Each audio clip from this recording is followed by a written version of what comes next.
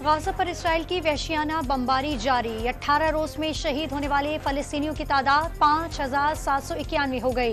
1500 अब भी लापता। इमारतों के मलबे तले दबे होने का खदशा। अमेरिका फलस्तीनी अवाम के वकार और हक के खुद इरादियत के लिए पुरअज़्म है। हमास की कार्रवाइयाँ फलस्तीनियों का ये हक मुतासिर नहीं कर सकती। अमरीका सदर जो बाइडन का बयान। साबिक़ वज़ीर-ए-आज़म शहबाज शरीफ का गाजा की बिगड़ती सूरत हाल पर इजहार तशवीश। सेल्फ डिफेंस के नाम पर जंगी जराइम पर आंखें नहीं बंद कर सकते। शहबाज शरीफ का अक़वाम मुत्तहिदा और आलमी बिरादरी से फौरी तौर पर जंग बंदी का मुतालबा। अल अजीज़ी और एवनफील्ड रेफरेंस में नवाज शरीफ की हिफाजती जमानत में 26 अक्टूबर तक तोसी। तोशाखाना रेफरेंस में भी नवाज शरीफ के दायमी वारंट गिरफ्तारी मंसूख। 20 नवंबर तक जमानत मंजूर। और साइफर केस में चेयरमैन पीटीआई के वकील के ट्रायल रोकने की सदा मुस्तरद। अभी आपको कोई अबूरी रिलीफ नहीं दे सकते। इस्लामाबाद हाई कोर्ट के रिमार्क्स।